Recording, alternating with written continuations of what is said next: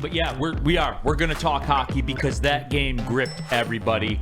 And the big win, 3 games, 4 days in Flannel last night. They looked like a team that had played 3 games in 4 days. And I was really, when they were losing, I said, man, like, it'll suck to lose this game if they lose this game. But the perspective of it always was, it's 3 games in 4 nights. They look like a team on 3 games in 4 nights. But here's why it's different. And there are a multitude of reasons. And I don't want to, like, break this game down per se, but this is a window to where I want to get to why it's different now with this hockey team. And there are a lot of reasons, but they didn't have it last night. No. And they weren't playing a good team, but they found a way to win. And that's it. When we talk about Lions vibes with this Red Wings team, the Lions didn't play well a bunch of times. But still, never lost back-to-back football games. Found a way to win when it was ugly, and that's what the Red Wings did. That was. Here's why I think everyone's going off the rails about it, because it's validation. Last night was validation that they are a good team.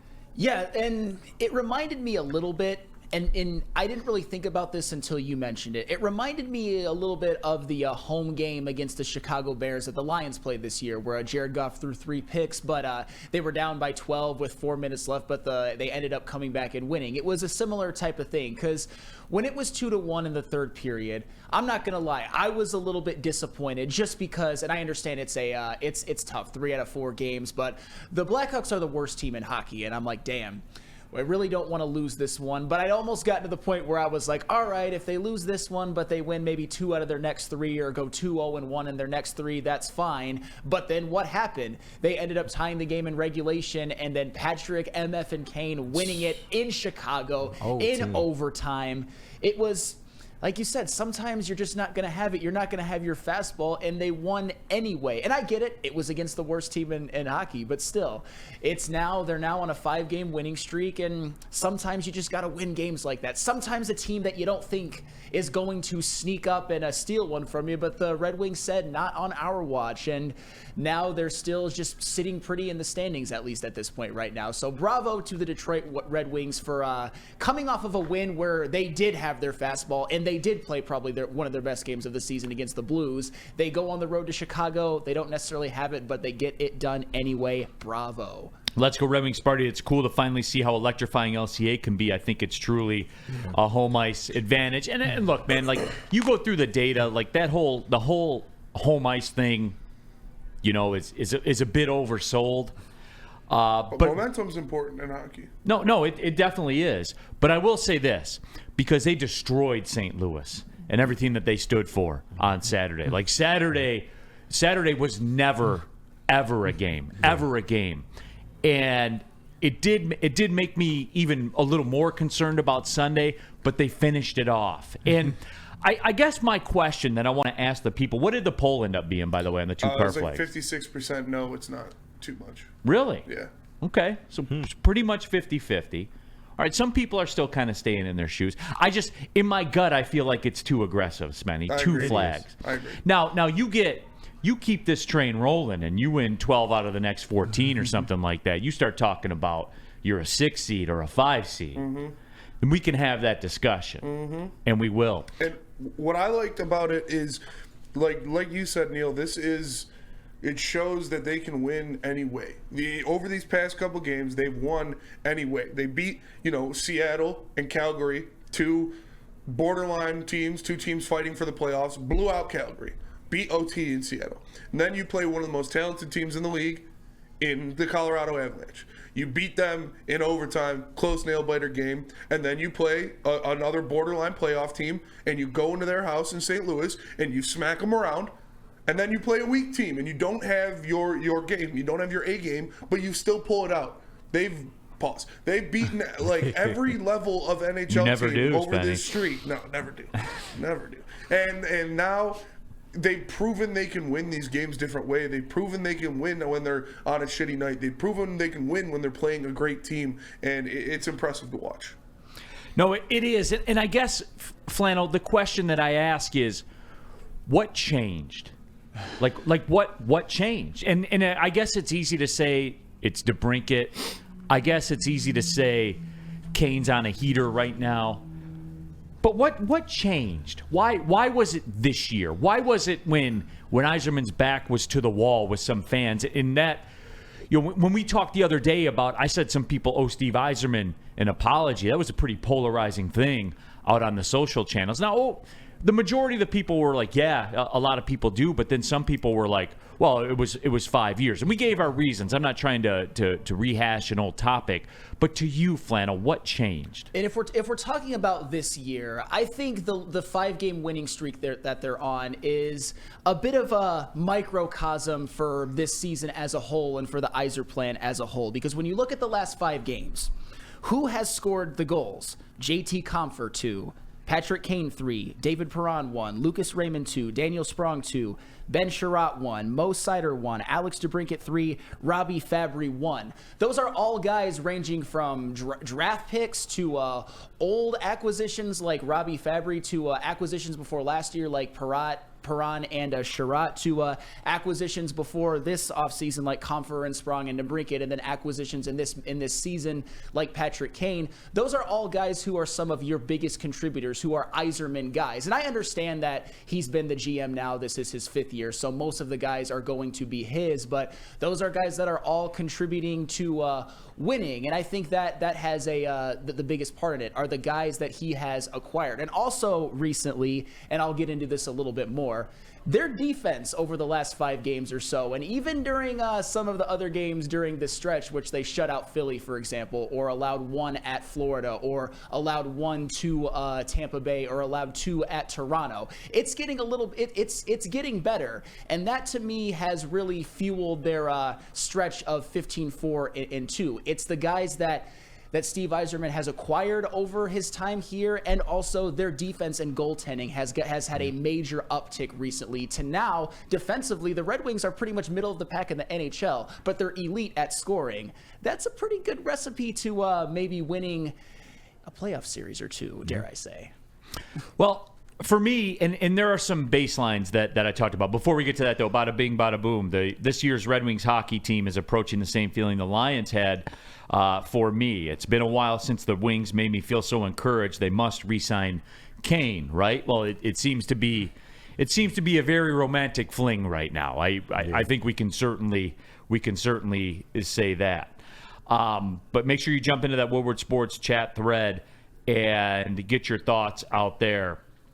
Adis 411, 8 years since the playoffs for the Red Wings. Right, Adis, and that's why I made the call last. I went outside after Kane scored. I went outside, and put the car flag up. Nice. I put the car flag up last night. How do you not at this point? And another thing I want to mention when it comes to Steve Yzerman, because I almost forgot, but I have to do it.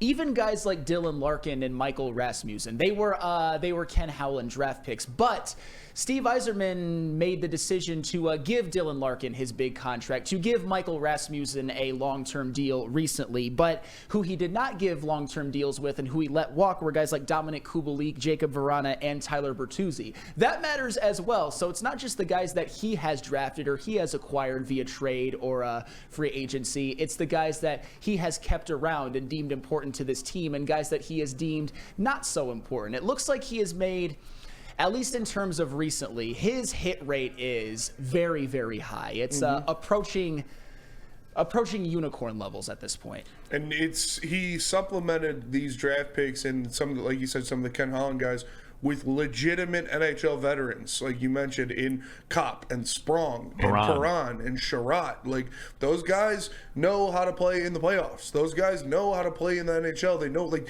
Daniel Sprong has one of the best goal rates in the NHL. Like, for his shot percentage to scoring goals, it's insane. And I swear he gets more open fast breaks than anybody on the Detroit Red Wings. Anytime it's just an open ice fast break, it's Daniel Sprong. But he makes it happen. And these were great signings by Yzerman to bring in guys that actually played in the NHL, veterans that have been in the NHL for a while and know what they're doing. No, and for me, look, here's the biggest thing, because you guys have seen me have breakdowns about this before when times were pretty dark, even 2 years ago. Score goals. Yes. Score goals. Mm-hmm. Score goals. Yep. They have the 8th best power play in the league now. You know what I'm saying? Like it's not a coincidence, man. And getting DeBrincat is the most one of the more valuable transactions any Detroit sports team has made as of late. Just in terms of he scores goals. You know, number one, he's a power play threat, and he unlocked Dylan Larkin. Yep. And it paved the way for Kane to come here. Like Alex DeBrincat, low key, I would even say this, is not getting the proper run that he should right now through all of this. He changed everything. His presence changed everything. Score goals. Alex DeBrincat, okay, I got you. 30 goals loading for him. Yeah. And again, now I know they have a lot of guys that have, quote, scored goals. But it's just weird that Alex DeBrincat shows up and then all of a sudden all of this unlocks because they have an elite power play unit, and that changes games because all of a sudden it's the better part of 2 minutes with possession every single power play you're on, and it's high pressure. They have to account for you. They have to react to you. It shifts the foundation of a hockey game. Oh, yeah, and it's not even just the power play, which is hugely important. It's the offense as a whole. You're talking about score goals. Well, the Red Wings, they are doing just that this year at a level that we haven't seen in a decade plus, I would certainly say. And you're right about Alex DeBrincat. I think if there's a reason why he's not getting the run that maybe he should, which I don't know if I necessarily agree with, it's the fact that I guess his numbers are a little bit less than maybe you would have expected. Like, he's not going to have a 40-goal season, but that's fine, by the way, because Dylan Larkin's a point-a-game guy. Patrick Kane is a point-a-game guy. And, oh, by the way, Lucas Raymond leads the team in assists. And that's all those are all just very, like, good complementary pieces, at least on the offensive end. And Alex DeBrincat was kind of that Ferrari star signing that did change everything and did allow Dylan Larkin to have some adequate help, because Dylan Larkin, low-key, pretty much ever since he got to the Red Wings, he's had a lot of seasons in which he had no help. Now he's got a bleep ton of help. And Alex DeBrincat is one of the main guys. Yeah, and I know people are going to get caught up like in goal numbers and stuff. Sure. Like, I don't care. Get a point a game. DeBrincat does it. Yep. Almost half his goals are on the power play. That is exactly what this team needed. You know how I know? He came here and provided it, and look at him now. They're winning. So it seems pretty simple. WoodwardSports.com chat thread. Catspot. Neil's cooking himself, admitting the team Yzerman built was not good enough. Catspot, this was all part of it. And guess what? There's more coming. Like, this isn't the finished product either, man. Like, this is why I laugh at the people that throw their hands up in the air about the Lions. Like, this is only the beginning, man. Yeah. The team Yzerman built wasn't good enough. This is the team Yzerman built. Right, thank you. You know what I'm saying? And guess what? It continues to be. Yeah. And next year it will be. And the year after that again. And yeah, Kosa is knocking it out right now. The goalies are coming. Danielson looks amazing. Casper and Mazur look great. Obviously, Evansson and Johansson are two of the best defensive prospects in the look, NHL. not all of them are gonna show up here and be great NHL but players. But if you get 4 of the 12 that look pretty good.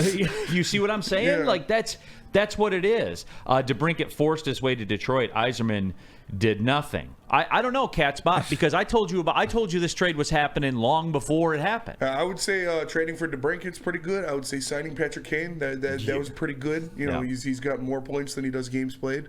Now, if you want to sit there, Catspot, and say all Yzerman did was ride Neil Rule's coattails to getting DeBrincat, that's fine. I'll allow that, because I did speak this trade into existence. So that's fine. That one I will allow. But, Steve and I are cool like that. Well, and for the record, let's just grant Brandon Katz's premise. Say everything that he said about DeBrincat forcing his way to Detroit is correct.